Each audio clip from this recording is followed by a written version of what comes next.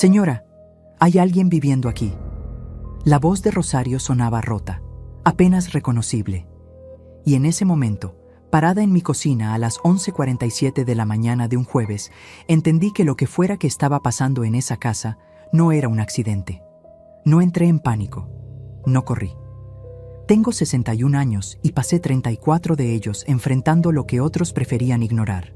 Sé exactamente lo que se hace cuando algo no tiene explicación lógica. Se registra, se documenta y se actúa con cabeza fría. Le dije 2 cosas a Rosario antes de colgar. La primera, no toques nada. La segunda, sal ahora. Y en exactamente 19 días, lo que ocurriría detrás de esa puerta terminaría de cambiar todo lo que yo creía saber sobre la persona a quien más había amado en mi vida. Pero para que entiendas lo que pasó ese día, necesitas saber quién soy yo. Y sobre todo, necesitas saber qué significa esa casa para mí. Esa mañana, antes de que sonara el teléfono, yo estaba sentada en la cocina de mi nuevo departamento en Coyoacán. Tenía una taza de café entre las manos. Café con canela, como siempre. El olor llenaba el cuarto pequeño, ese olor familiar que se convierte en lo único constante cuando tu vida entera ha cambiado. La luz de noviembre entraba por la ventana, una luz blanca, fría, sin calidez, y caía sobre la mesa de madera donde yo desayunaba sola desde hacía 3 meses. Todo estaba quieto, todo estaba en orden. Y entonces vibró mi teléfono. Recuerdo que mis dedos se enfriaron de golpe, a pesar de que sostenía la taza caliente. Recuerdo el sabor metálico que apareció en mi boca cuando Rosario terminó de hablar. Recuerdo el silencio que vino después, un silencio tan pesado que podía escuchar el reloj de la pared. Tac, tac, tac. Lento, constante, indiferente. Mi corazón no aceleró. Se detuvo un segundo. Y eso, les juro, es mucho peor que se acelere. Me llamo Patricia Morales. Tengo 61 años. Nací en Guadalajara, aunque viví la mayor parte de mi vida en la Ciudad de México. Llegué al Ministerio Público a los 24 años, sin dinero para pagar una universidad privada, con un expediente académico decente y con una determinación que mi madre siempre decía que me venía del lado Morales. Me quedé 34 años. 34 años archivando declaraciones, organizando pruebas, leyendo expedientes que describen todo lo que los seres humanos son capaces de hacerse unos a otros. Eso te cambia, pero también te enseña algo que no tiene precio, que el pánico es el peor consejero que existe, que la mente fría resuelve lo que las lágrimas no pueden. Me casé a los 28 años con Ernesto Vargas, un hombre tranquilo, trabajador, que amaba el café negro, los domingos de fútbol y plantar cosas en el jardín, aunque rara vez lograba que sobrevivieran. Tuvimos un hijo, Rodrigo. Lo traje al mundo el 14 de febrero de 1991, el día de San Valentín. En ese entonces pensé que era una señal, que ese niño venía marcado por el amor. ¿Cómo cambian las cosas? Ernesto murió hace 4 años, un infarto, un martes por la noche, mientras veía las noticias sentado en su sillón favorito. Así de rápido desaparece alguien. Un segundo están ahí. Al siguiente, ya no. Después de que Ernesto murió, me quedé sola en la casa donde habíamos vivido juntos 27 años. Una casa de 3 recámaras en la colonia Narvarte, con un jardín pequeño en la parte trasera donde él plantó un limonero que, contra todo pronóstico, todavía da frutos.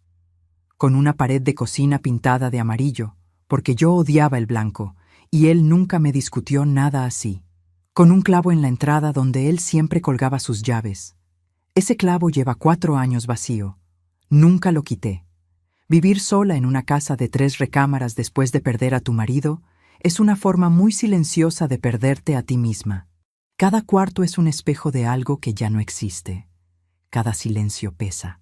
Entonces llegó la propuesta de Rodrigo. Fue un domingo de agosto, hace poco más de 1 año. Comíamos juntos en mi casa, él, su esposa Valeria y yo, cuando Rodrigo dejó el tenedor sobre el plato y me miró con esa expresión que yo conocía desde que era niño, la expresión de «ya lo pensé y creo que tengo razón». «Mamá», dijo, ¿Qué necesitas con 3 recámaras tú sola? Sería mejor para ti un departamento más chico, más fácil, más seguro. Y la casa, podríamos dejarla un tiempo, tenerla disponible, para cuando la necesitemos. Sonaba razonable. Sonaba incluso como que mi hijo estaba pensando en mi bienestar. ¿Sabes qué fue lo que yo no vi en ese momento? No lo sabes todavía, pero lo entenderás. Y cuando lo entiendas, probablemente vayas a sentir exactamente lo mismo que yo sentí. Por ahora te digo solo esto. 3 meses después de esa conversación, yo vivía en un departamento de 2 recámaras en Coyoacán, y la casa de Narvarte, la casa donde crié a mi hijo, donde viví con Ernesto durante más de 2 décadas, donde están enterradas todas mis memorias, estaba, según Rodrigo, completamente vacía. Nadie había entrado. Todo estaba igual que cuando me fui. Eso me había dicho él. 4 veces. Con esa seguridad tan particular que tienen las personas cuando mienten sin despeinarse. Pero antes de continuar, si aún no te has suscrito al canal, este es el momento. Dale también un me gusta al video. De verdad me ayuda mucho a seguir contando historias como esta. Y cuéntame en los comentarios, ¿desde qué parte del mundo me estás escuchando hoy? Quiero leer cada uno de sus mensajes. Volvamos al jueves 9 de noviembre. A las 11:20 de la mañana, Rosario llegó a la casa de Narvarte con su cubeta, su trapeador y las llaves que yo le había dado. Yo no tenía que estar ahí. La casa estaba vacía. Rodrigo me lo había garantizado. Rosario tardó exactamente 27 minutos en llamarme. Y cuando lo hizo, sus primeras palabras fueron: «Señora, hay alguien viviendo aquí». Puse la taza de café sobre la mesa. El café ya no olía a nada. «Dime», le dije. «Hay una olla en la estufa. Frijoles. El fuego está apagado, pero la olla todavía está tibia. Señora, la comida es de hoy. Hay 2 platos con restos en el fregadero. Hay ropa de hombre en el piso de la recámara de atrás». Hice silencio 3 segundos. «Señora Patricia, no toques nada. Sal de la casa ahora mismo. Espérame en la banqueta de enfrente». Colgué. Miré el reloj. 11:47 de la mañana. Jueves 9 de noviembre. Todavía faltaban 19 días para que yo entendiera la verdad completa. Para que entendiera quién estaba realmente dentro de esa casa. Y por qué. Pero antes de llegar ahí, necesito contarte cómo fue que todo esto comenzó. Porque esta historia no nació ese jueves. Nació mucho antes. Y tiene que ver con el amor ciego que una madre siente por su hijo. Con todo lo que entregué. Con todo lo que callé. Y con el momento exacto en que decidí que nunca más volvería a callar. Rodrigo fue un niño bueno. Necesito que sepas eso antes de continuar. No lo digo para defenderlo. No lo digo para justificar nada de lo que vino después. Lo digo porque es la verdad, y porque esa verdad hace que todo lo demás duela mucho más. Era el niño que se levantaba temprano para desayunar conmigo antes de ir a la escuela. El que me traía flores del jardín, aunque fueran solo malezas con pétalos amarillos, convencido de que eran las más bonitas del mundo. El que dormía con la luz encendida hasta los 10 años y jamás lo negó con vergüenza. Era el niño que un sábado de lluvia, cuando tenía 7 años, me encontró llorando en la cocina sin saber por qué, y se subió a la silla de al lado y se quedó ahí, en silencio, solo para no dejarme sola, sin preguntas. Sin palabras, solo ahí. Era mi hijo, mi sangre, el proyecto más importante de mi vida entera. Ernesto y yo no tuvimos más hijos, no por falta de intentarlo, simplemente no llegaron. Y eso hizo que todo lo que teníamos, todo el amor, todo el sacrificio, toda la esperanza, lo depositáramos en Rodrigo. Cada logro suyo era el único logro, cada tropiezo suyo era el único tropiezo. No teníamos con quién repartir ni el orgullo ni el miedo. Ahora me pregunto si ese fue nuestro primer error. No el amor, sino la concentración del amor. Ponerlo todo en un solo lugar sin preguntarnos si ese lugar sabría cargarlo. Rodrigo conoció a Valeria cuando tenía 25 años. Ella era diseñadora gráfica, hija de una familia con más apariencias que ahorros, según fui entendiendo con el tiempo. Valeria era segura de sí misma, con una forma de hablar que siempre sonaba como si supiera más que todos los demás en el cuarto. La primera vez que la conocí, en una cena aquí en mi casa de Narvarte, me dio una sonrisa perfecta y me dijo: «Rodrigo me habla tanto de usted, señora Patricia». Pero mientras lo decía, sus ojos recorrían el comedor, los muebles, los cuadros, la casa entera, con esa atención que no tenía nada que ver con la amabilidad y todo que ver con la evaluación, como quien revisa un inventario sin que nadie se lo haya pedido. Entonces no supe leer esa mirada. Ahora sí.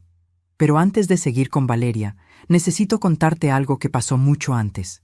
Algo que tiene que ver directamente con por qué, 19 días después de la llamada de Rosario, lo que la policía encontró en esa casa me rompió de una manera que no me había roto ni cuando murió Ernesto. Cuando Ernesto murió, dejó un testamento sencillo. La casa de Narvarte quedaba a mi nombre, solo al mío. Él fue muy claro cuando lo redactamos juntos, 6 años antes de morir, porque tenía presión alta y era un hombre práctico. Me dijo, sentado en este mismo sillón donde me siento ahora: «Patricia, esta casa es tuya mientras vivas, después de Rodrigo, pero mientras vivas es tuya y nadie te puede mover de aquí si tú no quieres». Yo nunca le transmití esas palabras exactas a Rodrigo, y ahora pienso que debía haberlo hecho desde el principio. Rodrigo y Valeria se casaron en 2018, un año después de aquella primera cena. Boda sencilla, porque el dinero no sobraba.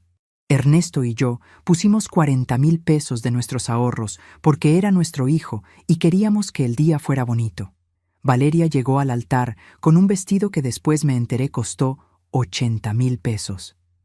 Lo pagaron sus padres con una tarjeta de crédito que tardaron 2 años en liquidar. Eso también lo supe después. Todo bien hasta ahí, o eso parecía. Los primeros años fueron discretos. Venían a comer los domingos de vez en cuando. Rodrigo llamaba los martes, casi siempre de camino al trabajo. Era suficiente. O yo me convencí de que lo era. El 14 de febrero de 2022 fue el cumpleaños número 31 de Rodrigo. También era el primer San Valentín desde que Ernesto había muerto, apenas 5 meses atrás. Esa mañana me levanté a las 6 de la mañana y empecé el mole. El mole rojo que Rodrigo ama desde niño. El que lleva 4 horas de preparación. El que te deja los brazos adoloridos y la ropa oliendo a chiles y chocolate y especias. Lo hice con todo el cuidado del mundo. Compré su pastel favorito en la pastelería de la esquina. 3 leches con cajeta. Puse el mantel bordado que era de mi madre, el que saco solo en ocasiones importantes. Coloqué cubiertos para 4 personas y flores en el centro de la mesa, porque así lo habíamos hecho siempre, porque esa era la forma en que yo sabía decir que alguien importaba. A las 7 de la tarde les mandé un mensaje. «Ya está todo listo. Los espero». A las 8 de la noche, Rodrigo me escribió: «Perdón, mamá, se nos hizo tarde. Nos quedamos en casa. ¿Puedes guardarme un poco?». Comí sola frente a ese mole de 4 horas, con el mantel de mi madre extendido sobre la mesa, con el pastel intacto en el centro, con 12 sillas vacías a mi alrededor, porque esa mesa siempre fue grande, siempre fue para más gente, siempre fue para una familia que yo pensé que seguíamos siendo. No les reclamé nada al día siguiente. No dije nada. Cuando Rodrigo vino 3 días después a recoger su porción guardada, me dijo: «Estaba riquísimo, ma». Y yo sonreí. Así somos las madres. Guardamos, sonreímos, seguimos. Pero ese día hice algo más. Tomé mi teléfono y le saqué una foto a la mesa, con el pastel intacto, con los platos sin usar, sin saber exactamente por qué lo hacía, solo sintiendo que algo en mí necesitaba dejar constancia de ese momento. Era la primera de muchas fotos. Le di a Rodrigo 31 años de mi vida, contados uno a uno. Le di cada madrugada con fiebre y cada miedo de la infancia. Le di mi sueldo en útiles escolares, en clases de inglés que él odiaba y en la universidad que él abandonó a los 2 años sin decirme nada hasta que ya era tarde. Le di mi silencio cuando llegaba de mal humor y mi presencia cuando necesitaba que alguien lo escuchara. Le di el mole de 4 horas en los días en que no apareció. Le di la fe de que un hijo no puede olvidar de dónde viene. Le di también lo que ninguna madre debería tener que dar: el beneficio de la duda, una y otra vez, cuando ya no quedaban dudas que beneficiar.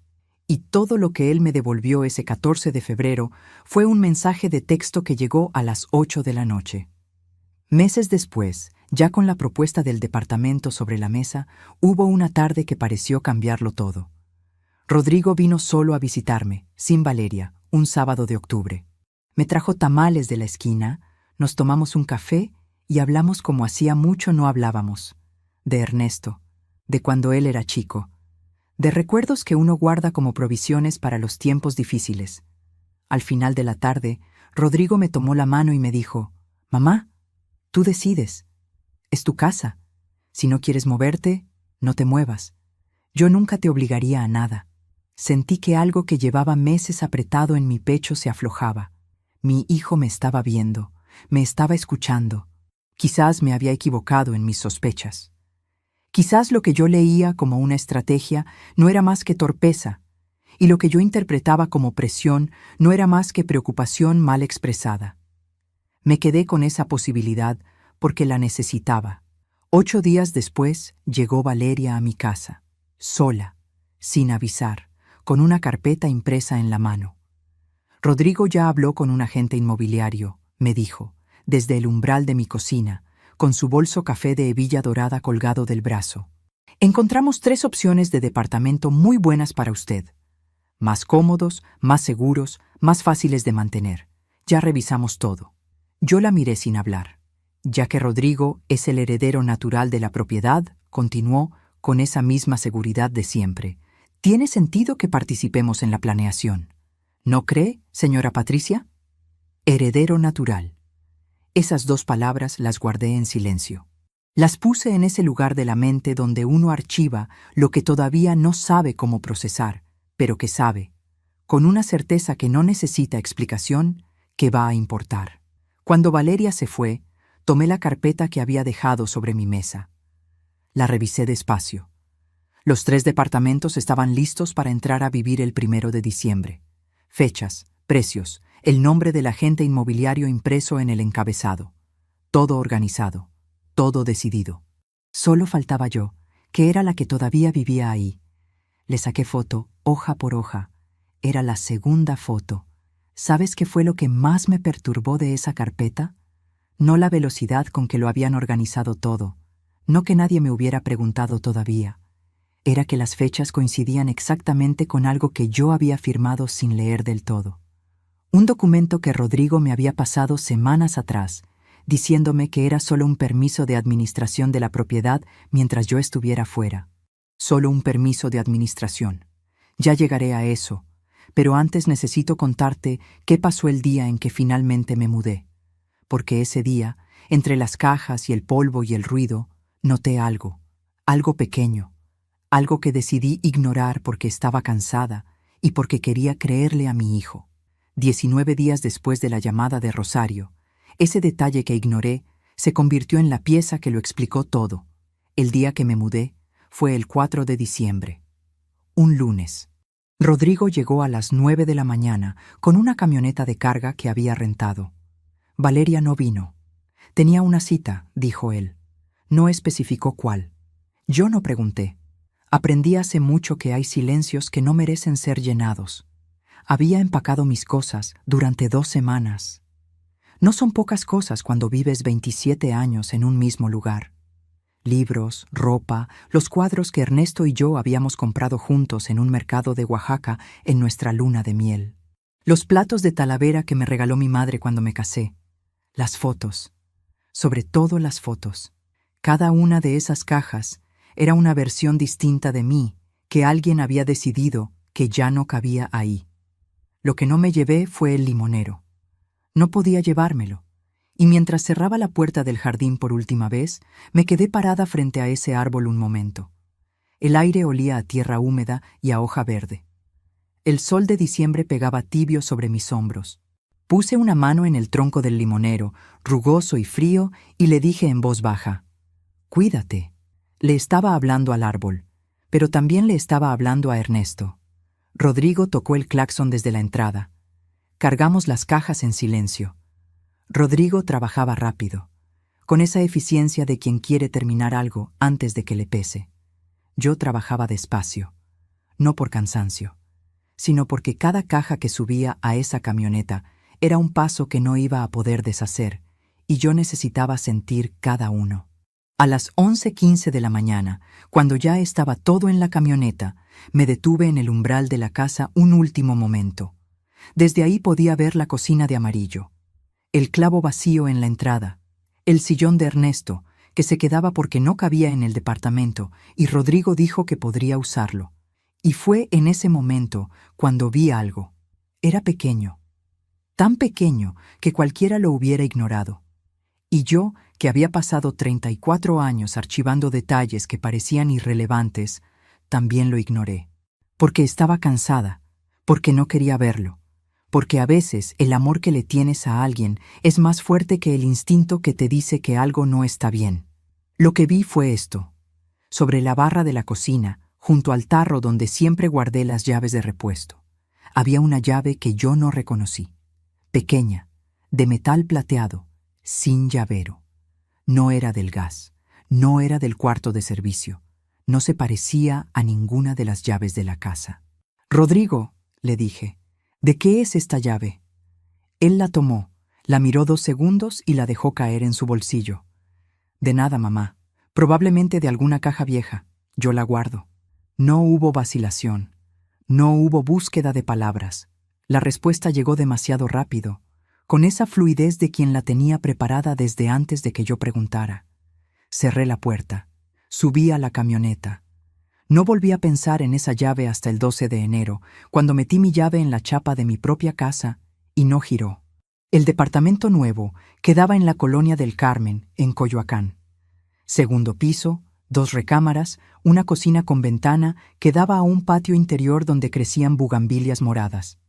Era bonito, era funcional, era exactamente lo que uno se imagina cuando describe un lugar donde alguien está empezando de nuevo con lo que sobra.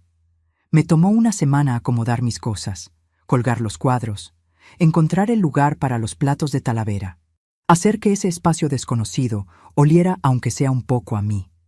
Hay una diferencia entre un lugar donde uno vive y un lugar donde uno habita.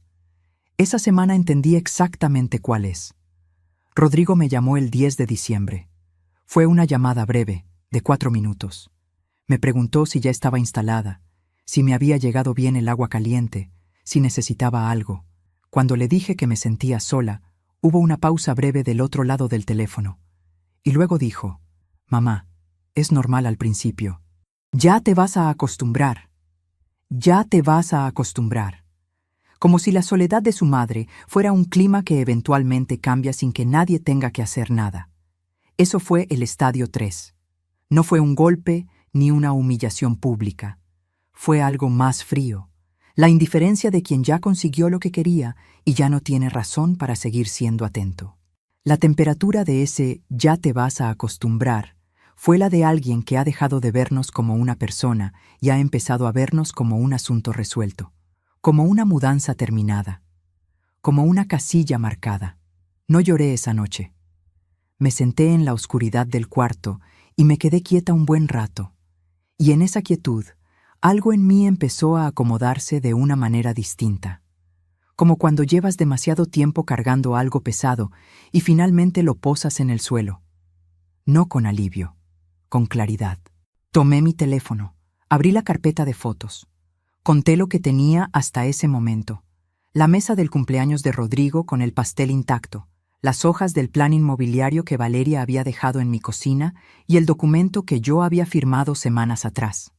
Ese permiso de administración que no leí del todo, del cual había sacado fotos página por página antes de entregárselo a Rodrigo. 11 fotos en total. No sabía todavía por qué las seguía guardando. Solo sabía que no las iba a borrar. Y que algo en mí, ese algo que no tiene nombre, pero que después de 34 años uno aprende a escuchar, me decía que iban a servir para algo. Navidad ese año fue el 25 de diciembre, como siempre. El 18 de diciembre, Rodrigo me avisó que la cena de Nochebuena sería en casa de los papás de Valeria. Pero el 25 comemos contigo, mamá, te lo prometo. Hice el bacalao. el que lleva 3 días de preparación, el que remojé desde el 22 para que quedara en su punto exacto. Compré los romeritos, el mole de olla, las esferas del postre. Preparé la mesa del departamento nuevo con todo lo que tenía. Ese bacalao era más que una receta. Era la única forma que me quedaba de decirle a mi hijo: aquí estoy, aquí te espero, aún somos algo. El 25 de diciembre, a las 2 de la tarde, Rodrigo me llamó. Mamá, nos quedamos dormidos. Valeria amaneció con dolor de cabeza. ¿Puedo pasar mañana? Miré el bacalao sobre la estufa. Olía a aceite de oliva, a jitomate, a aceitunas. Olía a todos los diciembres de mi vida. Claro, le dije. Mañana. Colgué. Tomé mi teléfono. Saqué foto a la mesa puesta, al bacalao, al departamento vacío con todas las luces encendidas, porque la oscuridad en Navidad es una clase particular de frío. Era la foto número 12. Al día siguiente, Rodrigo llegó. Comimos juntos, los 3. Valeria estuvo amable, conversadora. Preguntó por mis vecinas nuevas. Elogió el bacalao. Rodrigo me ayudó a lavar los platos. Antes de irse, me dio un abrazo largo en la puerta y me dijo: «Feliz Navidad, mamá. El año que viene lo hacemos diferente, te lo juro». Sentí que el nudo en el pecho se aflojaba, que quizás me había precipitado en mis sospechas, que quizás la frialdad de las últimas semanas había sido solo el estrés del cambio, de la mudanza, de la temporada. Lo busqué con los ojos mientras se alejaba por el pasillo, cargando a Valeria del brazo, y quise ver a mi hijo. Solo a mi hijo. Al niño de las flores amarillas del jardín. Creí que las cosas iban a mejorar. Eso fue el 1 de enero. El 2 de enero, mientras revisaba mi correo electrónico, encontré un mensaje de la empresa eléctrica. Era un aviso de alta de servicio para la dirección de la casa de Narvarte, solicitado el 5 de diciembre. El día siguiente a mi mudanza. Nombre del titular de la nueva cuenta. No era Rodrigo. Era un nombre que yo no reconocía. A veces confiamos demasiado en quienes no lo merecen. ¿A ti también te ha fallado alguien que amabas? Cuéntame en los comentarios. De verdad quiero leerlos. A veces saber que no estamos solos en esto es lo único que necesitamos. Me quedé con ese correo en la pantalla durante varios minutos. El cuarto estaba en silencio. Afuera, en el patio interior, las bugambilias se movían con el viento de enero. Todo a mi alrededor era tranquilo y normal, como había sido la mañana que Rosario llamó. Releí el correo 3 veces. El nombre del nuevo titular no me decía nada, pero el hecho de que no me dijera nada ya era en sí mismo una respuesta. Guardé el correo en una carpeta que llamé, sin pensarlo demasiado, Documentos Casa. Era el primero de muchos que entrarían ahí. Solo faltaban 18 días para que todo se acelerara de una manera que yo todavía no podía imaginar. Llamé a Rodrigo esa tarde. Le conté lo del aviso eléctrico. Hubo una pausa larga del otro lado. Luego, sí, contraté un servicio de mantenimiento para revisar la instalación. Son ellos. No te preocupes. Su voz sonaba tranquila, demasiado tranquila. La clase de tranquilidad que no viene de quien no tiene nada que esconder, sino de quien ya tiene la respuesta preparada. La misma tranquilidad con la que tomó la llave plateada de la barra de mi cocina y la dejó caer en su bolsillo. ¿Me puedes pasar el nombre de la empresa?, le pedí.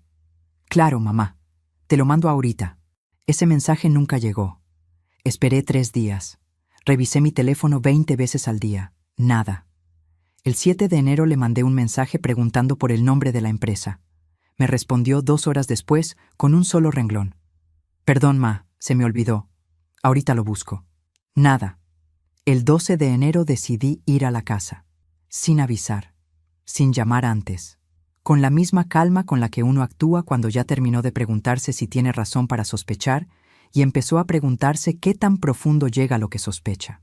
Lo que encontré en la banqueta de enfrente me heló la sangre, pero lo que encontraría adentro, lo que Rosario vería 4 semanas después, era algo que yo no estaba preparada para procesar todavía. ¿Sabes lo que es ver la puerta de tu propia casa y sentir que ya no es tuya? Eso sentí yo a las 10:23 de la mañana del 12 de enero. Ya te cuento lo que vi. Eran las 10:23 de la mañana del sábado 12 de enero cuando llegué a la calle de Narvarte. Me detuve en la banqueta de enfrente. El motor del taxi seguía encendido porque le había pedido al chofer que esperara. No sabía cuánto tiempo iba a tardar. No sabía si iba a tardar algo.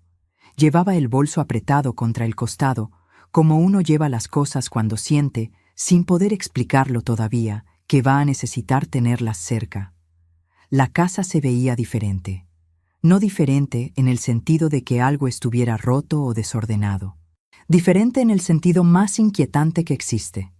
Diferente como cuando algo que debería estar quieto tiene un pulso. Las cortinas de la recámara principal, las de tela gruesa color crudo que yo había comprado en el mercado de artesanías hace 12 años, estaban corridas. Yo las había dejado abiertas el día que me mudé.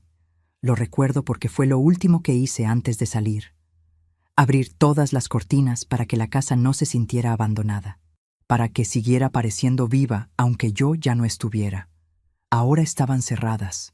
También había una maceta nueva en el escalón de la entrada, pequeña, de barro, con una planta que yo no había puesto. Un detalle mínimo. El tipo de detalle que solo nota alguien que conocía cada centímetro de ese espacio de memoria. Crucé la calle despacio. Me paré frente a la puerta. Saqué mis llaves del bolso. Seguía teniendo mis llaves. Nadie me las había pedido, nadie me las había quitado, porque la casa seguía siendo mía, aunque yo ya no viviera en ella. Metí la llave en la chapa. No giró. La chapa había sido cambiada. Me quedé parada ahí, con la llave en la mano, sintiendo cómo el frío de enero me entraba por el cuello y me bajaba por la espalda. El sol de la mañana pegaba sobre las bugambilias del vecino de enfrente. Un perro ladró 2 calles más allá. Todo en la calle era absolutamente normal, absolutamente ajeno a lo que yo estaba sintiendo en ese momento. Miré la chapa de cerca. Era nueva, brillante todavía, sin el desgaste que deja el uso. La habían cambiado hacía poco. Quizás días, quizás menos. Llamé a Rodrigo, 4 timbres, buzón de voz. Le mandé un mensaje. Rodrigo, estoy frente a la casa, mi llave no abre, llámame. Volví al taxi. Le pedí al chofer que me regresara a Coyoacán. No dije nada más. Me quedé mirando por la ventana cómo la calle de Narvarte desaparecía detrás de nosotros. El limonero asomaba por encima de la barda. Verde. Tranquilo. Ajeno a todo lo que estaba pasando alrededor de él. Lo miré hasta que el taxi dobló la esquina y ya no pude verlo. Rodrigo me llamó a las 2:47 de la tarde. Mamá, perdón, estaba en el gimnasio. ¿Qué pasó? La chapa fue cambiada, le dije. Mi llave no abre la puerta de mi propia casa. Otro silencio. Más corto esta vez, como si ya tuviera la historia preparada. Ah, sí. Fue por seguridad. Hubo un intento de robo en la calle hace unas semanas. Le cambié la chapa a las 2 puertas por precaución. Te iba a decir, pero se me pasó. Ahorita te mando la llave nueva por mensajería. ¿Cuándo fue el intento de robo? La semana pasada, creo. O la anterior, no recuerdo bien. ¿Hiciste denuncia? Pausa. No llegó a tanto, mamá. Solo fue un susto. ¿Hablaste con los vecinos? ¿Con Consuelo? No, mamá, no hablé con nadie. Ya te dije, no fue para tanto. Colgué. Abrí mi carpeta, documentos casa. Agregué una nota de voz con la fecha, la hora y lo que Rodrigo me había dicho, palabra por palabra, mientras lo recordaba fresco. Incluí también el detalle de la maceta nueva en el escalón. Los detalles pequeños son los que después arman el cuadro completo. Era la 13ª entrada en esa carpeta. La llave nueva llegó 4 días después, el 16 de enero, en un sobre manila sin remitente, sin nota, sin mensaje de texto explicando nada. Solo la llave, fría y pequeña, dentro de un sobre. No había ni una palabra escrita a mano. Solo la llave, como si el gesto de enviarla fuera suficiente explicación, como si yo no mereciera más que eso. No la usé todavía. La guardé. Seguí observando. El 20 de enero recibí una llamada de mi vecina Consuelo, que vivía 2 casas más adelante en Narvarte y que me conocía desde hacía 15 años. Consuelo tiene 72 años, camina con bastón desde que se cayó en el mercado en 2019 y sabe todo lo que pasa en esa calle porque su sillón favorito está frente a la ventana que da a la calle. En todos los años que fui su vecina, Consuelo nunca me llamó para contarme algo sin importancia. «Patricia», me dijo con esa voz suya que siempre suena un poco como regaño aunque no lo sea. «¿Tú sabes que en tu casa hay gente?» El aire se me fue. «¿Cómo dices, Consuelo?» «Que hay gente. Una pareja joven. Llevan viviendo ahí desde principios de diciembre. Tienen un perro, un labrador. Salen a correr todos los días por las mañanas. Yo pensé que tú lo sabías». «Una pareja joven», repetí despacio. «Jóvenes, sí, 30 y tantos quizás. Ella tiene el pelo corto, él alto. Muy educados, me saludan cuando pasan. Pero yo dije, Patricia no me dijo nada de esto, y eso no es normal. Principios de diciembre. El 5 de diciembre. El día siguiente a mi mudanza.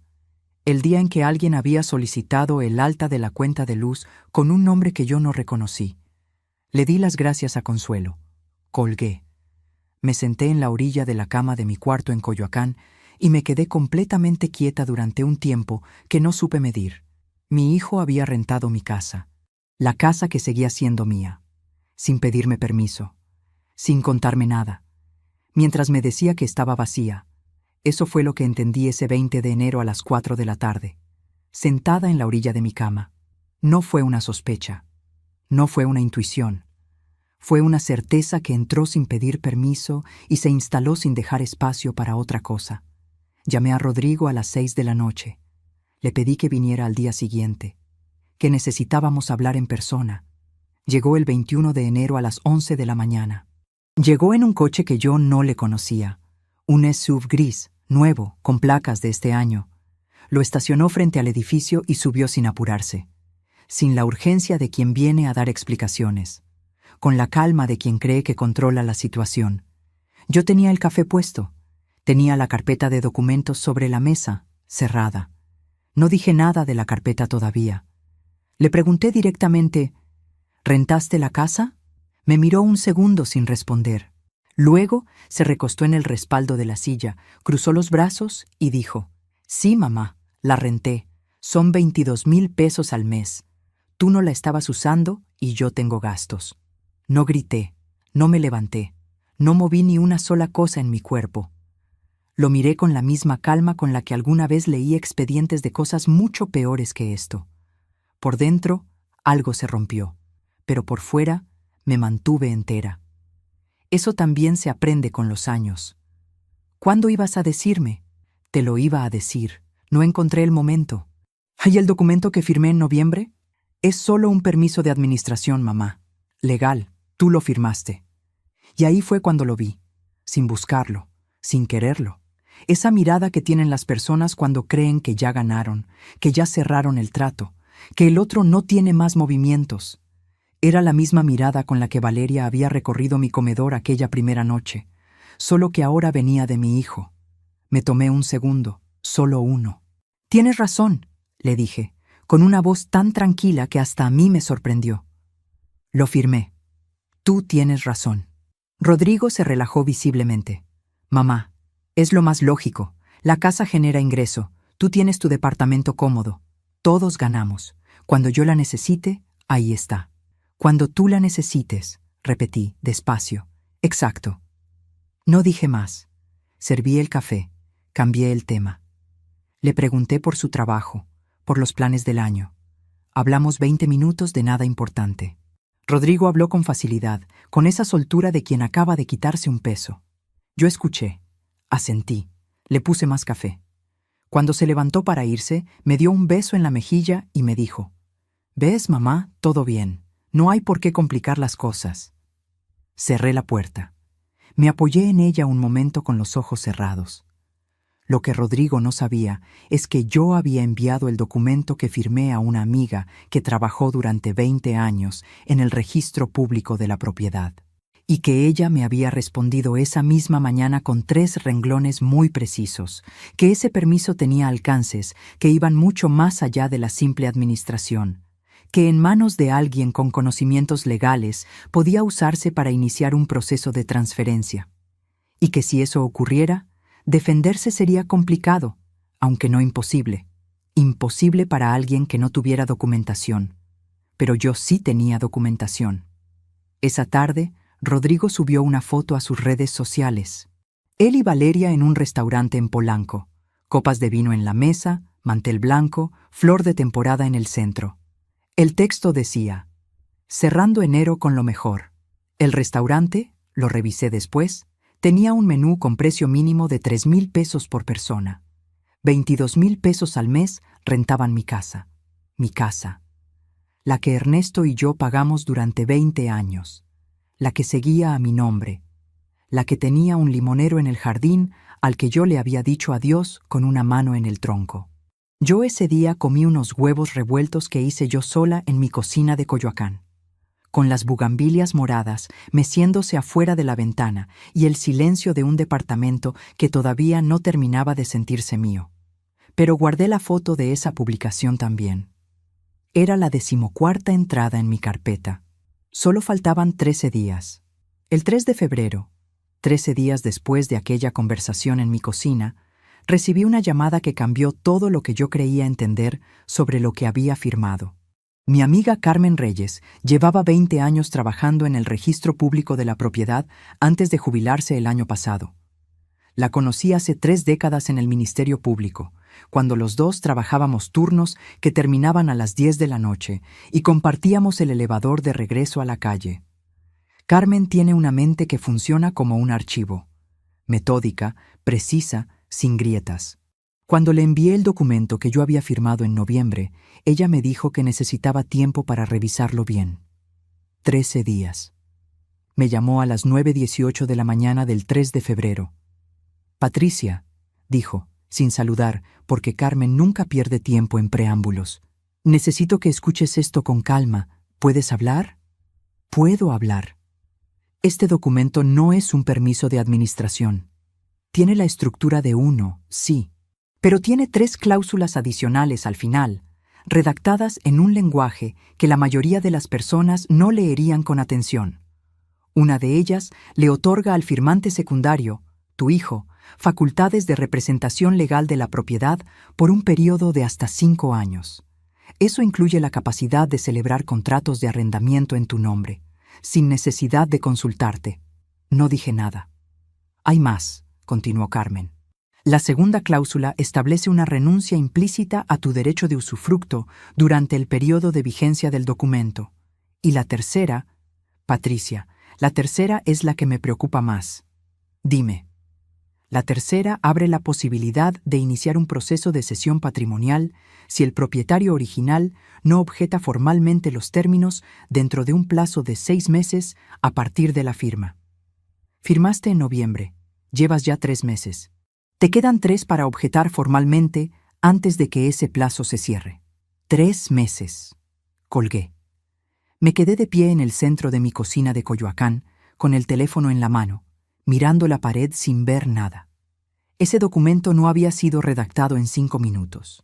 Nadie escribe 3 cláusulas con ese nivel de precisión legal sin ayuda de alguien que sepa exactamente lo que está haciendo, lo que significaba que Rodrigo no había improvisado, que alguien, un abogado, un asesor, alguien, le había ayudado a construir eso, y que lo había hecho antes de venir a proponerme la mudanza ese domingo de agosto en mi cocina de Narvarte, antes de traerme tamales ese sábado de octubre, antes de abrazarme en Navidad y prometerme que el año que viene sería diferente, antes de cada momento en que yo creí que quizás me había equivocado. Todo había sido calculado. Cada gesto, cada visita, cada palabra dicha con la calidez justa para que yo bajara la guardia. Eso fue lo que más me dolió, no el documento, no las cláusulas, que mi hijo me había mirado a los ojos durante meses y había actuado. Me permití sentirlo 2 minutos, solo 2. Las manos me temblaban levemente. No de miedo, era otra cosa. Era esa sensación que viene cuando una verdad que no querías ver finalmente llega y ya no hay manera de cerrarle la puerta. Después de esos 2 minutos, fui a mi cuarto. Abrí el cajón de la mesita de noche y saqué una libreta. Me senté en la cama, abrí la carpeta de documentos en mi teléfono y empecé a escribir en orden cronológico todo lo que tenía. Cada fecha, cada conversación, cada foto, cada nota de voz. La lista ocupó 4 páginas. Esa tarde llamé a una abogada. No a cualquiera, a la doctora Isabel Fuentes, especialista en Derecho Inmobiliario y Familiar, que había sido recomendada por una ex colega del Ministerio Público. Le expliqué la situación en 20 minutos. Ella escuchó sin interrumpirme. Al final dijo: «Venga mañana a las 10 con todo lo que tenga, carpeta física y digital». Llegué a su oficina el 4 de febrero con una carpeta de 16 documentos impresos, una USB con fotos y notas de voz, y la libreta de 4 páginas. La doctora Fuentes la revisó despacio. Cuando terminó, levantó la vista y me dijo: «Señora Patricia, tiene usted un caso sólido, pero tenemos que actuar antes de que se cumpla el plazo de los 6 meses. Eso nos da hasta el 15 de mayo. El 15 de mayo, 100 días. Iniciamos el proceso esa misma semana. Primero una carta formal de objeción al documento, enviada por conducto notarial a la dirección legal de Rodrigo. Segundo, una solicitud de nulidad de las cláusulas adicionales. Tercero, un aviso formal de que el contrato de arrendamiento celebrado sin mi consentimiento explícito era susceptible de impugnación. Rodrigo recibió la notificación notarial el 10 de febrero a las 12:33 del mediodía. Lo sé porque el notario me confirmó la entrega con hora exacta. Esa misma tarde, Rodrigo me llamó 11 veces entre la 1 y las 3 de la tarde. No contesté ninguna. A las 4 me mandó un mensaje: «Mamá, necesito hablar contigo. Por favor, es un malentendido». Le respondí una sola cosa: «Habla con mi abogada». Silencio por 3 días.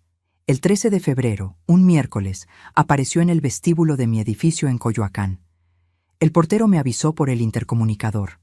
Bajé. Lo encontré parado junto a la puerta de cristal, con el abrigo oscuro que le había regalado yo 2 navidades atrás, y una expresión que yo no le había visto desde que era adolescente: descolocado, sin el guión preparado. «Mamá», dijo, «Rodrigo, ¿por qué hiciste esto? ¿Por qué no hablaste conmigo primero?» Lo miré. En la calle detrás de él, la tarde de febrero avanzaba gris y fría. Un camión pasó levantando un viento que movió las hojas secas de la banqueta. Olía a lluvia próxima. «Hablé contigo», le dije, con una calma que sentí subir desde muy adentro, desde ese lugar donde una guarda las cosas que ha decidido no volver a callarse. «Te pregunté por la llave. Te pregunté por el aviso de luz. Esperé el nombre de la empresa de mantenimiento que nunca mandaste. Fui a la casa y no pude entrar con mi propia llave. Hablé contigo, Rodrigo. Fuiste tú el que no habló conmigo». Él apretó la quijada. Valeria pensó que era la mejor solución. Para todos. Ahí estaba, Valeria. Pero yo no iba a discutir eso en ese momento, parada en el vestíbulo de mi edificio. «Mi abogada está disponible de lunes a viernes», le dije. «Que tengas buena tarde». Subí. No me temblaron las piernas hasta que llegué al 2.º piso y cerré la puerta de mi departamento detrás de mí. Entonces, sí, me senté en el piso, con la espalda apoyada en la puerta, y dejé que los ojos se me llenaran. No lloré con ruido. Fue un llanto silencioso, de esos que vienen cuando el cuerpo necesita soltar lo que la mente tuvo que sostener. 5 minutos, solo 5. Después me levanté, me lavé la cara y abrí la libreta de nuevo. Mientras te cuento todo esto, me pregunto desde dónde podrías estar escuchándome en este momento. Escribe el nombre de tu ciudad en los comentarios. Me encantaría saber hasta dónde están llegando mis palabras. Las semanas que siguieron fueron un proceso legal lento y metódico. La doctora Fuentes objetó el documento dentro del plazo. Rodrigo y su abogado respondieron. Hubo idas y venidas de escritos que yo ya no entendía en su totalidad, pero que Carmen me explicaba cada vez que llamaba. Lo que sí entendí fue esto. En algún punto del proceso, el abogado de Rodrigo cometió un error. Presentó como anexo un correo electrónico que demostraba que el documento que yo firmé había sido redactado 4 meses antes de que Rodrigo me propusiera la mudanza ese domingo de agosto. 4 meses antes. Cuando eso estaba ya en agosto, apenas comenzando la conversación sobre mudarme, ellos ya tenían el documento listo. La doctora Fuentes me llamó cuando lo encontró. «Señora Patricia», me dijo, y en su voz había algo que pocas veces le había escuchado. «Acaban de darnos lo que necesitábamos. Solo faltaban 5 días para que algo más ocurriera. Algo que yo no había calculado. Algo que venía de la dirección más inesperada de todas y que añadiría una pieza nueva a todo lo que ya tenía. Ese algo tenía que ver con la pareja que vivía en mi casa. Y con lo que Rosario encontraría cuando finalmente entrara a limpiar la tarde del jueves 9 de noviembre. Los días que siguieron al error del abogado de Rodrigo fueron los más extraños que he vivido. Extraños porque por fuera todo seguía igual. Me levantaba, hacía café, regaba las plantas del balcón, escuchaba los pájaros en el patio interior. Y por dentro cargaba algo que no era exactamente alegría ni exactamente alivio. Era más parecido a esa quietud que viene antes de una tormenta grande. Cuando el aire cambia y los pájaros dejan de cantar y uno sabe, sin que nadie lo diga, que algo se está acercando. La doctora Fuentes presentó el correo electrónico como prueba el 18 de febrero. Ese documento cambiaba la naturaleza completa del caso. Ya no era un malentendido familiar ni una decisión impulsiva de Rodrigo. Era evidencia de premeditación. El proceso que antes podría haber tardado años se aceleró de una manera que ella misma describió como poco común. Rodrigo llamó una vez más. El 20 de febrero, a las 8:42 de la noche. Esta vez sí contesté. No habló como el hijo que aparecía en mi vestíbulo con el abrigo que le regalé. Habló diferente, más duro, como alguien que ha decidido abandonar una táctica y probar otra. «Mamá, si sigues con esto, vas a destruir la familia. ¿Eso es lo que quieres?» Guardé silencio un momento. «Rodrigo, tú destruiste la familia cuando decidiste que mi casa era tuya antes de que yo muriera». Colgué. Esa noche no lloré. Me senté frente a la ventana que daba al patio interior y miré las bugambilias moradas en la oscuridad. Pensé en Ernesto, en lo que habría dicho, en que él siempre supo leer a las personas mejor que yo y que nunca me lo dijo con suficiente claridad, quizás porque pensó que yo también lo veía. No lo veía. Durante años no lo vi. Esa noche tomé la decisión de que nunca más volvería a no ver. Lo que nadie me había contado, lo que yo misma tardé en entender, es que los procesos legales son una forma muy particular de sufrimiento. No son dramáticos, no son explosivos, son lentos, burocráticos, llenos de esperas que se miden en semanas y de documentos que regresan con correcciones menores que obligan a empezar de nuevo. Son desgastantes de una manera que no se nota desde afuera porque no deja marcas visibles. Marzo llegó con lluvia temprana y con 3 audiencias canceladas por razones que la doctora Fuentes explicaba con paciencia y yo escuchaba sin entender del todo. Abril trajo una contraoferta legal del abogado de Rodrigo. Estaban dispuestos a rescindir el contrato de arrendamiento y devolver las facultades de representación si yo, a cambio, firmaba un documento renunciando a cualquier reclamación futura relacionada con el periodo de ocupación de la casa. En otras palabras, tú te callas, nosotros te devolvemos lo que era tuyo. Le dije que no a la doctora Fuentes en 10 segundos. ¿Estás segura?, me preguntó. Completamente. El 3 de mayo, exactamente 10 días antes del vencimiento del plazo de los 6 meses, el juez emitió una resolución provisional que declaraba nulas las 3 cláusulas adicionales del documento que yo había firmado. La casa seguía siendo mía. El contrato de arrendamiento celebrado sin mi consentimiento explícito quedaba en suspenso. Los inquilinos tendrían que ser notificados formalmente. Llamé a Carmen para contárselo. Se rió de esa manera suya, corta y directa. Por eso se documentan las cosas, Patricia. Por eso se documentan. Pero aquí está lo que nadie te dice sobre ganar una batalla legal. Ganarla no te devuelve lo que perdiste. No borra los meses, No borra las Navidades. No borra la mirada de Rodrigo cuando creyó que había ganado. La resolución judicial era un papel. Importante, sí. Necesario, sí. Pero un papel. Lo que sentí cuando colgué con Carmen no fue triunfo. Fue algo más parecido a cansancio profundo. El tipo de cansancio que viene cuando has estado sosteniendo algo muy pesado durante mucho tiempo y finalmente lo sueltas. No hay euforia. Solo el silencio de los músculos que por fin descansan. Junio trajo el proceso de desalojo formal de los inquilinos. Una pareja joven, tal como Consuelo me había descrito. Él trabajaba en publicidad. Ella estudiaba un posgrado. Habían rentado la casa de buena fe, creyendo que Rodrigo era el propietario legítimo. Cuando la doctora Fuentes los contactó, se mostraron dispuestos a cooperar. No eran los villanos de la historia. Eran personas que también habían sido engañadas. Se fueron el 30 de junio, ordenados, sin conflicto. Antes de marcharse, la chica, que se llamaba Daniela, me dejó una nota escrita a mano en el buzón. Decía: «Señora Patricia, lamento mucho todo lo que pasó. La casa es muy bonita, cuidamos el limonero». Guardé esa nota. La puse junto con todo lo demás. Julio fue silencio. Rodrigo no llamó. Yo tampoco. La doctora Fuentes me informó que su abogado había presentado un recurso de apelación, pero que las posibilidades de que prosperara eran bajas. Mientras tanto, la casa estaba legalmente en mi poder, pero físicamente vacía, y yo seguía en el departamento de Coyoacán, sin saber todavía cuándo o si volvería. Agosto llegó con el calor pesado de siempre y con algo que no esperaba. El 7 de agosto, mientras revisaba mis redes sociales en la mañana con el café todavía caliente en la mano, vi las fotos. Rodrigo y Valeria en Cartagena de Indias.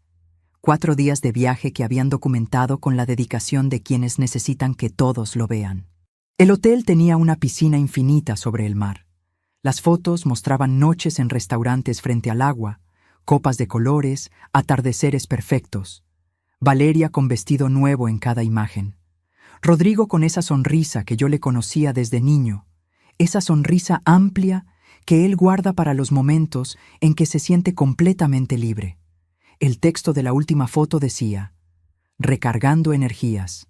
La vida es demasiado corta para no disfrutarla». La vida es demasiado corta para no disfrutarla. Mi proceso legal llevaba 6 meses. Mi hijo llevaba 6 meses sin preguntarme cómo estaba. Yo había comido sola en Navidad y en mi cumpleaños de marzo y en el Día de las Madres de mayo, cuando él me mandó un mensaje a las 9 de la noche que decía solo: «Felicidades, ma». Y él estaba en Cartagena recargando energías. No publiqué nada. No comenté nada. Tomé una captura de pantalla de cada foto. Las agregué a la carpeta. Cuidé el cansancio. Cuidé la rabia. Cuidé cada cosa que sentí esos días, como quien cuida una llama pequeña en el viento para que no se apague, porque ya sabía para qué la iba a necesitar. Septiembre y octubre pasaron con la lentitud particular de los meses que uno está esperando que terminen. El recurso de apelación de Rodrigo fue rechazado el 14 de octubre. La doctora Fuentes me llamó con la noticia a las 11 de la mañana y yo respondí con 2 palabras: «Gracias, Isabel». Ese mismo día tomé una decisión que llevaba semanas postergando. Iba a volver a la casa, no de manera permanente todavía, solo para verla, para saber en qué estado estaba después de 7 meses con otras personas viviendo ahí, para pararme frente al limonero de Ernesto y entender si todavía reconocía ese lugar como mío. Contraté a Rosario para que fuera el jueves 9 de noviembre a las 11 de la mañana. Rosario había trabajado conmigo durante 4 años antes de que me mudara. Era puntual, confiable, discreta. Le di la llave nueva. Le dije que la casa había estado ocupada y que necesitaba una limpieza profunda. Lo que ninguna de las dos sabíamos es que algo había cambiado en la casa desde que los inquilinos se fueron. Los días anteriores al 9 de noviembre pasaron lentos. El 5 de noviembre, un martes, pasé por Narvarte en taxi, solo para verla desde afuera. Las cortinas estaban corridas, igual que aquella mañana de enero. pero esta vez los inquilinos ya no estaban. Lo sabía, y sin embargo, las cortinas estaban corridas. Decidí que era el sol, que quizás el viento había movido algo. Seguí de largo. El 7 de noviembre llamé a Rodrigo, no para hablar del proceso legal, solo para decirle que iba a entrar a la casa el jueves con Rosario, que quería que lo supiera. No contestó. Le dejé un mensaje de voz. Rodrigo, el jueves entro a la casa, solo para limpiarla. No necesito tu permiso, pero quería avisarte. Nada. El 8 de noviembre, la noche antes, no dormí bien. Me desperté 3 veces. A las 2:14, a las 4:37 y a las 6:20. Cada vez que cerraba los ojos veía la puerta de la casa de Narvarte, el clavo vacío de Ernesto, el limonero en el jardín. Sentía que algo estaba por cerrarse, que una vuelta de tuerca final se estaba apretando en algún lugar que yo todavía no podía ver. A las 7 de la mañana del jueves 9 de noviembre me levanté. Hice café, con canela, como siempre. Y a las 11:47, Rosario llamó.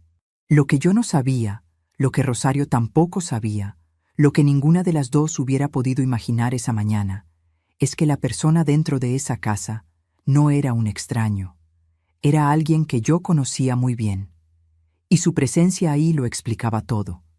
Colgué el teléfono con Rosario y me quedé parada en el centro de mi cocina durante exactamente 4 segundos. 4 segundos en los que mi mente del Ministerio Público desplazó a mi mente de madre.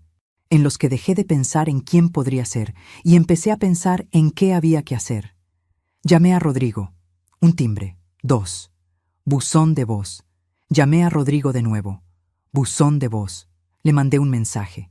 Hay alguien en la casa. Llámame ahora. Nada. Llamé al número de emergencias a las 11:51 de la mañana del jueves 9 de noviembre. Expliqué la situación en menos de 2 minutos. Mi nombre, la dirección de la casa en Narvarte, que había una persona no autorizada dentro, que tenía una señora esperando en la banqueta de enfrente, que la propiedad estaba a mi nombre con resolución judicial reciente que lo confirmaba. El operador me dijo que enviaría una patrulla. Que esperara. Tomé mi bolso. Tomé la carpeta de documentos que guardaba en el cajón de la sala, la que tenía impresa la resolución judicial con el sello del juzgado. Llamé un taxi. Mientras el taxi avanzaba por las calles de la ciudad, ese jueves de noviembre, el tráfico era denso y lento y el cielo estaba color ceniza. La Ciudad de México olía a asfalto mojado y a humo de camión. Yo miraba por la ventana sin ver nada de eso. Veía la puerta de la casa de Narvarte. Veía las cortinas corridas del 5 de noviembre. Veía la llave pequeña y plateada que Rodrigo había tomado de la barra de la cocina el día que me mudé y había dejado caer en su bolsillo. Una llave de repuesto, que él siempre tuvo, que nunca devolvió. Llegué a Narvarte a las 12:23 del mediodía. La patrulla ya estaba estacionada frente a la casa. 2 oficiales esperaban en la banqueta junto a Rosario, que me vio llegar y caminó hacia mí con las manos entrelazadas frente al cuerpo. Tenía los ojos grandes y la voz todavía ligeramente apagada. «Señora Patricia», me dijo en voz baja, «la ropa que vi en el piso de la recámara de atrás es ropa de hombre, pero también hay cosas en el baño de la recámara principal, cosas personales, cremas, un rastrillo, como de alguien que vive ahí de manera permanente». Asentí. Saqué la carpeta de mi bolso. Me acerqué a los oficiales. «Buenos días. Soy Patricia Morales. La propiedad está a mi nombre». Les mostré la resolución judicial, mi credencial, los documentos de la casa. El oficial de mayor rango los revisó despacio y luego me miró. ¿Tiene idea de quién puede estar adentro? Había estado postergando esa pregunta durante todo el trayecto en taxi, porque ya lo sabía. Desde el momento en que Rosario me describió la ropa y las cosas personales en el baño principal, ya lo sabía. Pero decirlo en voz alta era convertirlo en real. «Creo que sí», dije. Tocaron el timbre. 1 vez, 2, 3. El silencio que vino después fue tan absoluto que podía escuchar el viento moviéndose entre las ramas del fresno de la banqueta de enfrente. Podía escuchar mi propia respiración. Podía sentir el frío del aire de noviembre en las puntas de los dedos. Y entonces escuché pasos. Pasos que yo reconocí antes de que la puerta se abriera. Pasos que conocía desde que ese ser humano tenía 2 años y aprendía a caminar por los pasillos de esa misma casa.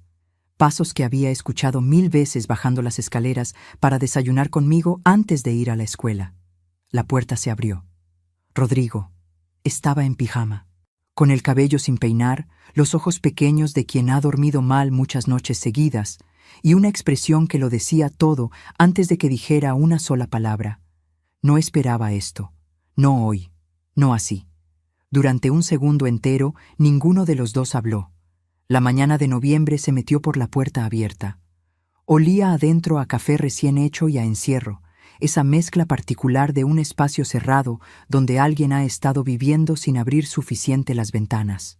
Sobre la mesa del comedor que yo podía ver desde la entrada había un plato, una taza, el periódico doblado. El sillón de Ernesto estaba girado hacia el televisor. Todo lo que era mío, organizado alrededor de la vida de mi hijo, como si siempre hubiera sido así. «¿Mamá?», dijo Rodrigo. Su voz sonó diferente, pequeña, descubierta. El oficial se adelantó un paso. «¿Usted es el propietario de este inmueble?». «Soy el hijo de la propietaria». «¿Tiene usted autorización de la propietaria para estar en el inmueble?». Rodrigo me miró, buscando algo en mi cara. No sé qué esperaba encontrar. ¿Que yo lo cubriera? ¿Que dijera que sí, que claro, que todo estaba bien? ¿Que volviera a guardar silencio como había guardado silencio durante años? No, dije.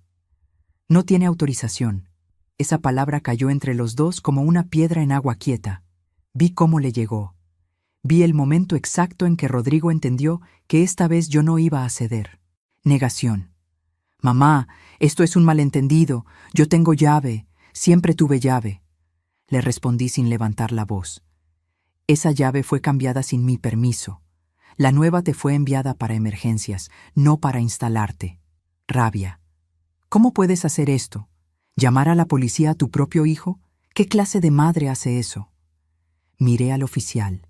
Luego lo miré a él. Y con la misma calma con que alguna vez le había dicho sus cosas a Valeria en mi cocina de Narvarte, le dije: «Un hijo que respeta a su madre no necesita que le expliquen por qué no puede vivir en su casa sin permiso». Rodrigo abrió la boca, la cerró, y fue en ese momento cuando llegó lo que yo no esperaba, lo que rompió la compostura que había mantenido durante todo ese jueves de noviembre. Los ojos se le llenaron, no de la rabia de hace un momento, de otra cosa, algo más viejo, más verdadero, miedo. «Valeria me dejó», dijo.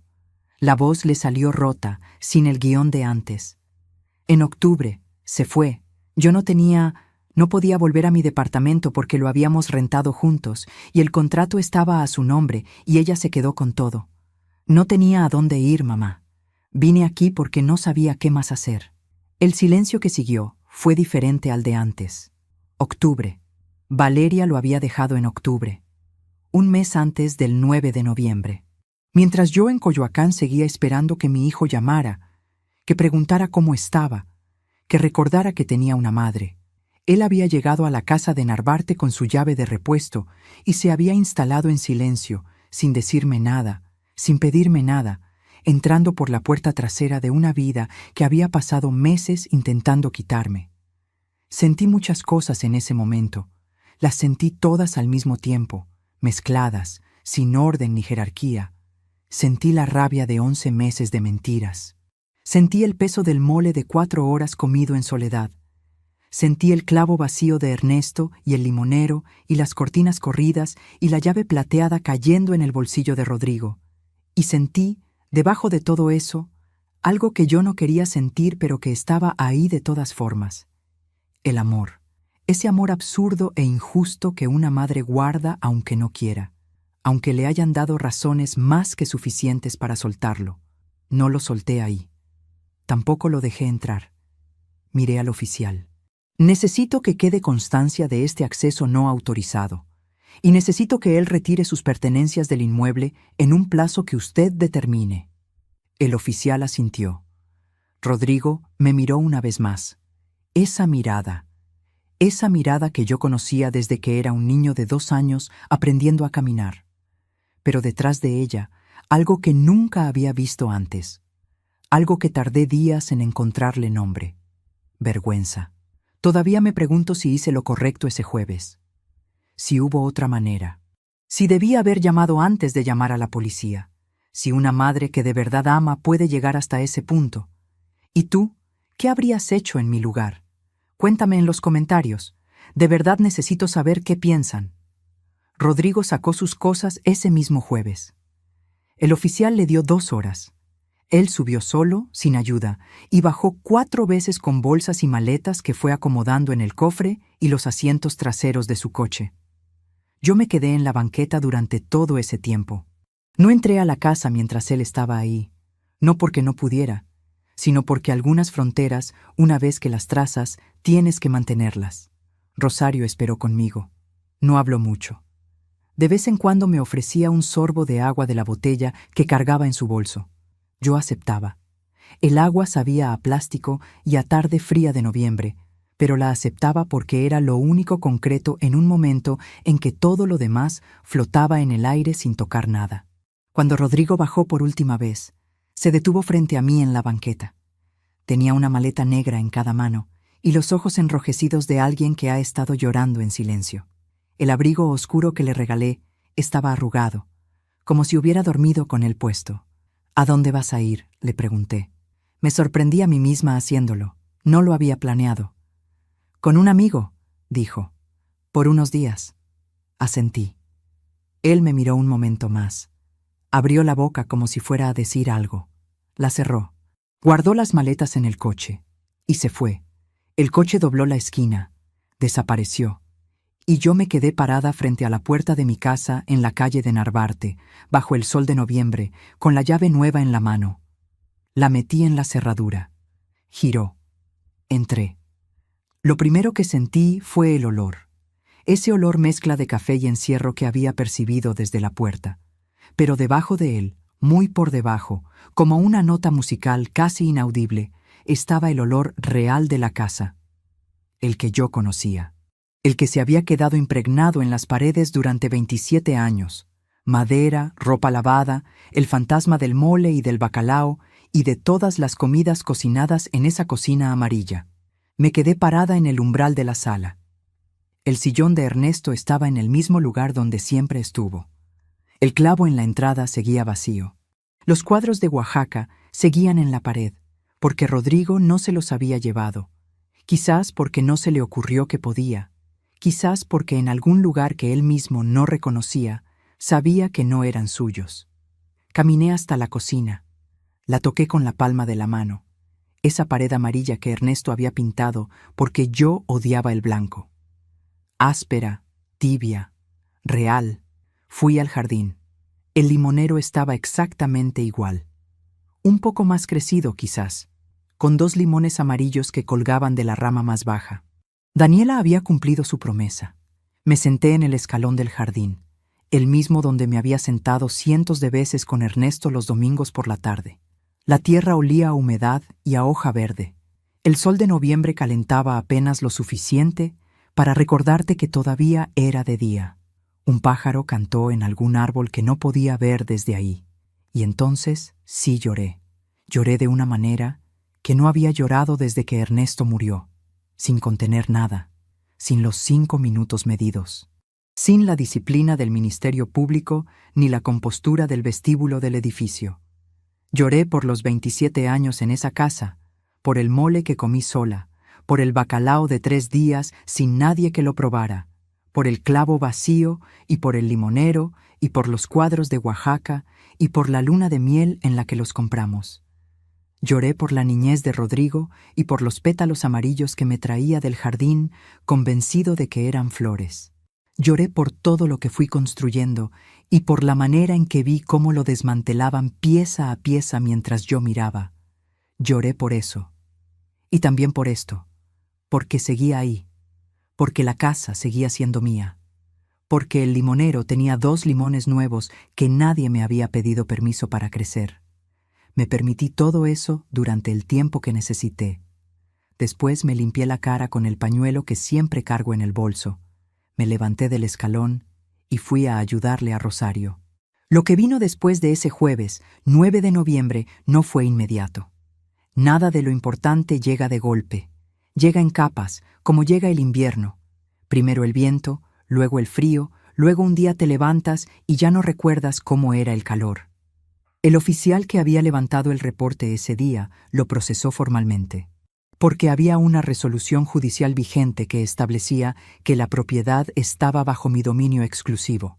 La presencia de Rodrigo en el inmueble sin mi consentimiento constituía una violación directa a esa resolución. La doctora Fuentes me explicó las implicaciones al día siguiente, viernes 10 de noviembre, en una llamada de 15 minutos. Esto ya no es solo el caso civil, Patricia. Lo de ayer activa consecuencias en otro registro. No busqué que Rodrigo fuera a la cárcel. No era lo que quería. Nunca lo fue. Lo que quería era algo mucho más sencillo y mucho más difícil al mismo tiempo. Que entendiera. Que existiera un registro permanente de lo que había hecho para que no pudiera borrarlo con el tiempo ni reescribirlo en su cabeza como un malentendido o como un error menor de comunicación. Ese registro existió. El 14 de noviembre, 5 días después de que Rodrigo salió de la casa con sus maletas, la doctora Fuentes me informó que él había contratado un nuevo abogado, que ese abogado había solicitado una reunión, que traía una propuesta. Le dije que la escucharíamos. La reunión fue el 17 de noviembre en las oficinas de la doctora Fuentes. Rodrigo llegó puntual, con traje, sin Valeria, porque Valeria ya no estaba, sin la seguridad de las visitas anteriores. Se sentó al otro lado de la mesa y por primera vez en muchos meses me miró sin calcular. Su abogado presentó la propuesta. Rodrigo reconocía formalmente haber celebrado el contrato de arrendamiento sin mi consentimiento. Se comprometía a devolver el total de la renta cobrada durante los 7 meses de ocupación. 154,000 pesos. Renunciaba a cualquier reclamación futura sobre la propiedad durante mi vida. Y solicitaba que yo considerara no continuar con las implicaciones penales del reporte del 9 de noviembre. La doctora Fuentes me miró. Yo miré a Rodrigo. ¿Esto lo decidiste tú?, le pregunté directamente. Su abogado hizo ademán de responder. Levanté una mano. Le estoy preguntando a él. Rodrigo asintió despacio. Sí, lo decidí yo. Pedí un momento a solas con la doctora Fuentes. Salimos al pasillo. Ella me dijo lo que me parecía evidente, que la propuesta era justa, que cubría el daño económico, que continuar el proceso penal sería costoso emocionalmente para los dos y que el resultado no sería significativamente distinto al que ya teníamos. ¿Qué quieres tú, Patricia?, me preguntó. Pensé en el escalón del jardín, en el limonero, en los 2 limones amarillos. Quiero que firme él, con su nombre, sin que nadie pueda decir después que fue presionado o confundido. Eso podemos garantizarlo. Entramos. Rodrigo firmó el 28 de noviembre, 19 días después de que Rosario me llamara temblando a las 11:47 de la mañana de un jueves. 19 días después de que yo dijera, sal ahora, y llamara a la policía sin saber todavía lo que encontraría detrás de esa puerta. Cuando terminó de firmar, su abogado guardó los documentos y salió a hacer una llamada. La doctora Fuentes salió también, con esa discreción que tiene la gente que sabe cuándo 2 personas necesitan estar solas. Rodrigo y yo nos quedamos sentados en lados opuestos de la mesa. El cuarto olía a papel y a café de oficina. La luz de la tarde entraba oblicua por la ventana. Durante un momento, ninguno habló. Fue él quien habló primero. «Mamá, yo sé que no hay manera de...» Empezó. Se detuvo.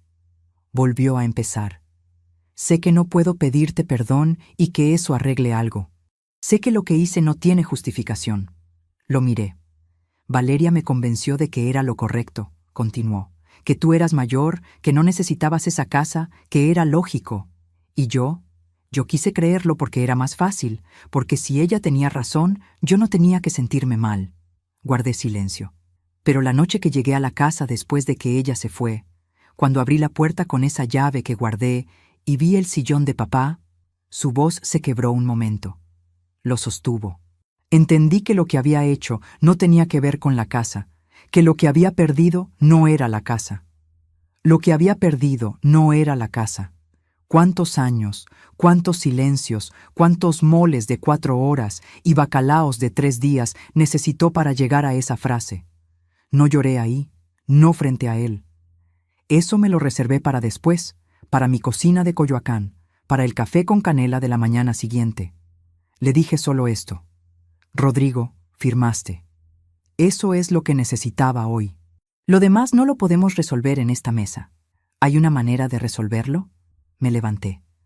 Tomé mi bolso, y antes de salir me detuve en la puerta.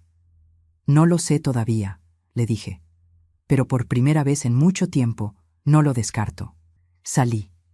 En la banqueta de afuera, el aire de noviembre olía a tierra mojada y a flores de algún jardín cercano que yo no podía ver.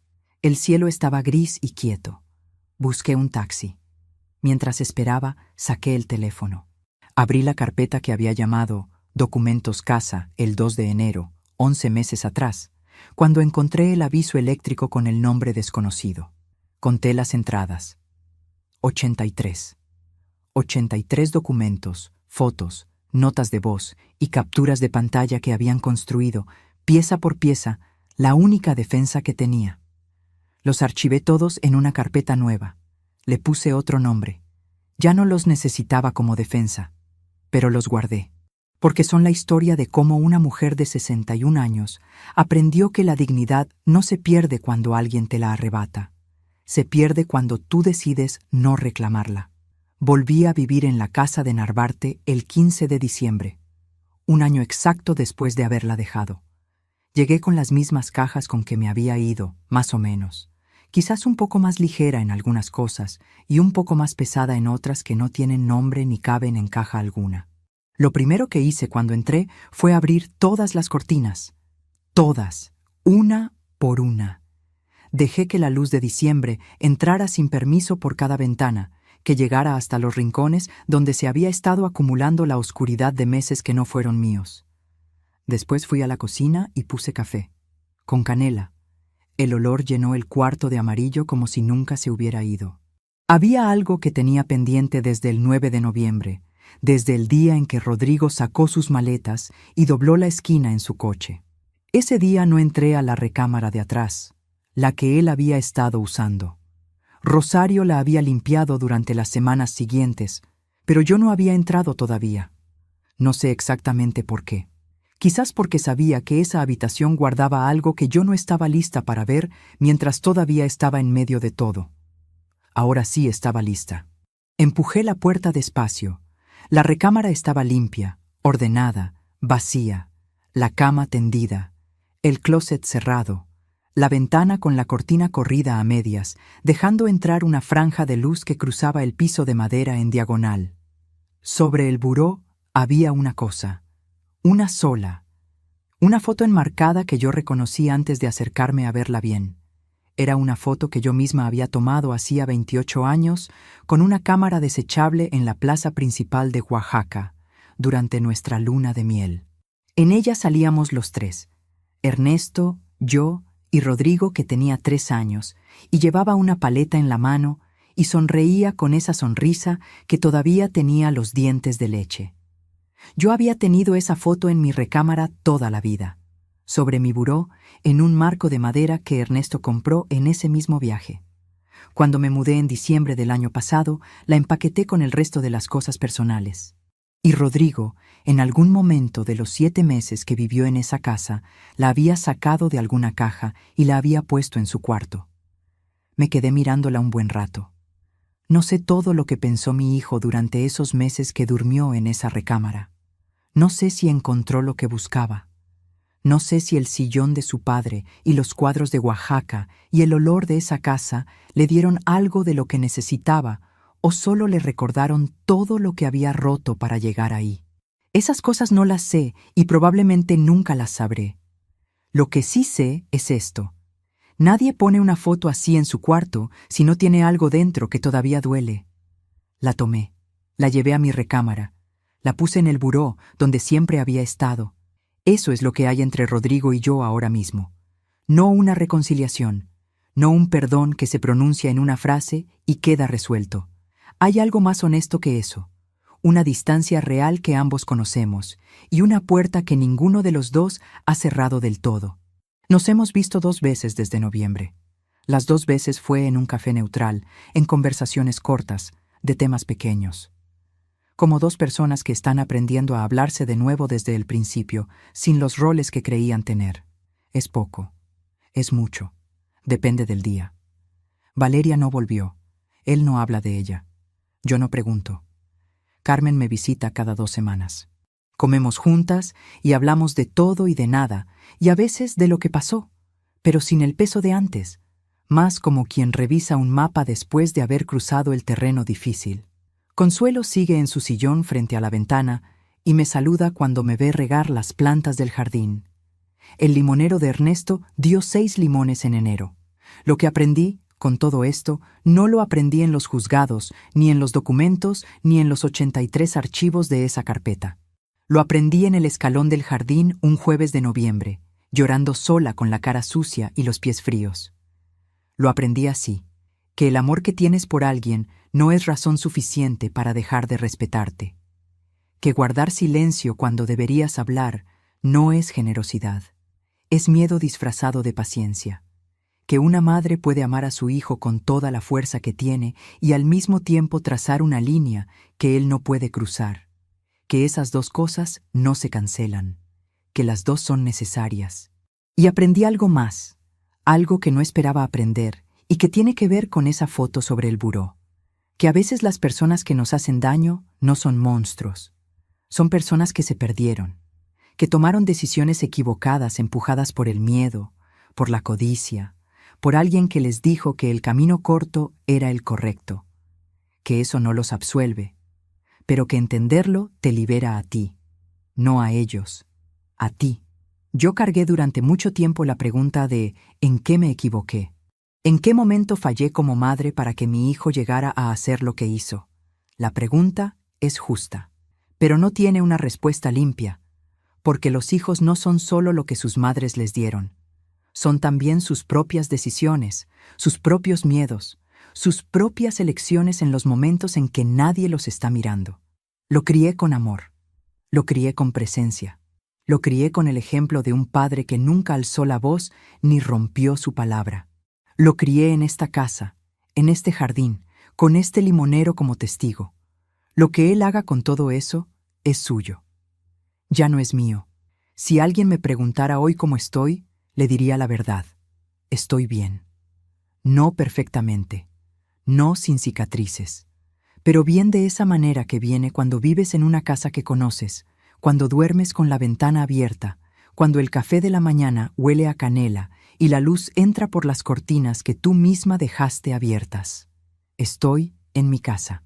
Y si algún día, en algún momento que todavía no ha llegado, alguien vuelve a llamar a esta puerta con la intención de decirme que aquí hay alguien que no debería estar, voy a responder lo mismo que respondí ese jueves de noviembre. Voy a sacar mis documentos. Voy a mantener la calma. Y voy a decir con toda la claridad que dan 34 años de trabajo y 61 años de vida. Sí, aquí hay alguien viviendo.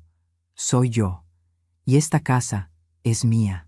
Si esta historia te movió algo por dentro, deja tu comentario. Cuéntame lo que piensas, lo que sentiste, si viviste algo parecido o si conoces a alguien que lo vivió. Cada comentario me importa y me ayuda a seguir contando historias como esta. Y si no te has suscrito todavía, hazlo ahora, porque lo que viene en este canal es solo el principio.